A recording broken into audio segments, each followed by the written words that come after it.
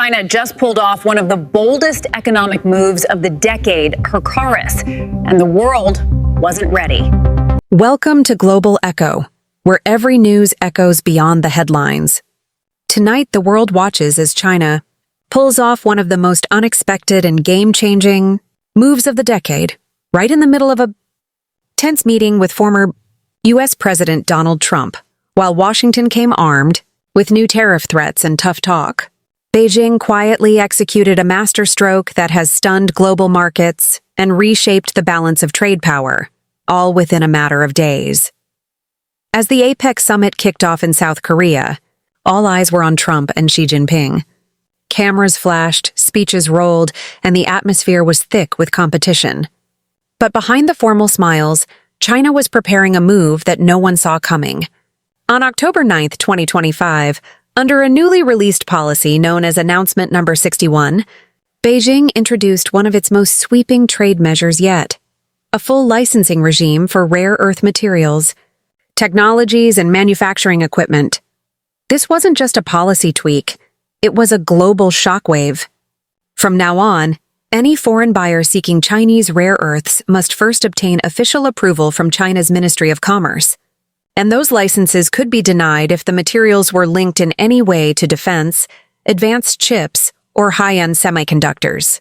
For the first time ever, China even adopted a clause similar to America's own foreign direct product rule, a rule that lets Beijing claim regulatory control over foreign-made goods that use even trace amounts of Chinese materials or processing technology. To put it simply, if a magnet built in Germany or a motor manufactured in Japan contains even 0.1% of Chinese rare earth content, China now reserves the right to regulate or restrict its export. And that rule, the so-called de minimis clause, takes effect on December 1st. The result? Shockwaves through global supply chains. China currently produces around 70% of the world's mined rare earth elements and refines nearly 90% of global supply. These are the materials that power the engines of the modern world, from electric vehicles and wind turbines to missiles and smartphones. The moment this rule dropped, prices for key rare earth elements skyrocketed. Analysts warned that even a 2-week disruption could shake industries worth more than $1.2 trillion. Japan, which depends on China for 60% of its rare earth imports, immediately scrambled to secure alternate supplies from Vietnam and Australia.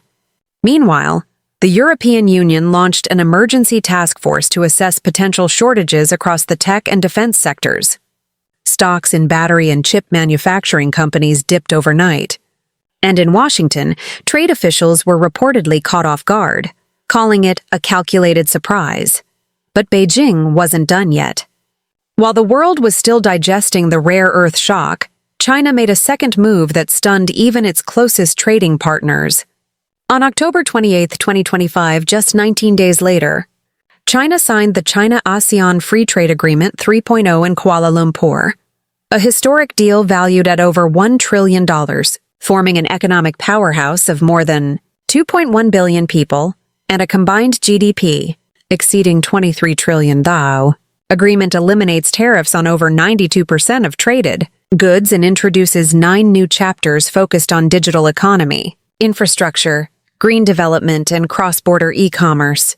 It's more than just a trade deal. It's a full economic integration blueprint.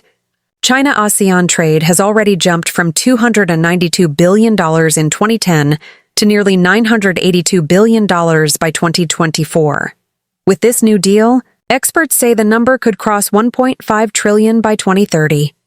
In simple terms, while the U.S. tries to isolate China through tariffs and tech bans, Beijing is expanding its circle, linking economies, reducing dependency on the dollar, and positioning the yuan as a regional trade currency.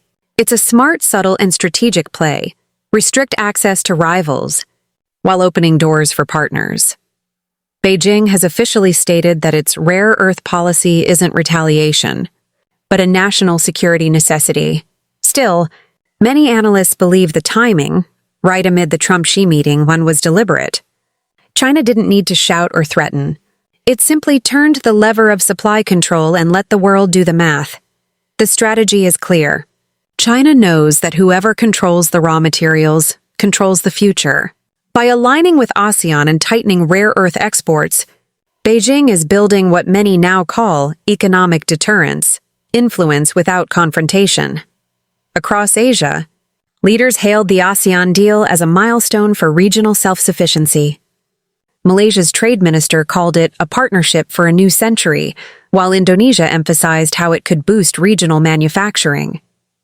For the U.S., however, this move complicates everything. Washington's efforts to rally Asian nations against China through the Indo-Pacific Alliance now face a major obstacle: shared economic interest. Meanwhile, investors and economists are calling this a silent shift in global gravity. The world's financial center is slowly tilting eastward, away from traditional Western dominance. The yuan is gaining traction, Asian infrastructure is expanding, and Beijing's long-term strategy seems to be paying off. Back in Washington, analysts warn that America's leverage may be weakening faster than expected. Former officials from the Commerce Department have admitted that the rare earth dependency poses a critical vulnerability. And with China's new export rules taking effect before the end of the year, that vulnerability is about to become very real. While the U.S. continues to push for onshoring and diversification, most experts agree that building new supply chains could take years, maybe even a decade. In the meantime, Beijing has the upper hand, and it's using it quietly but effectively. So what does this mean for the global economy?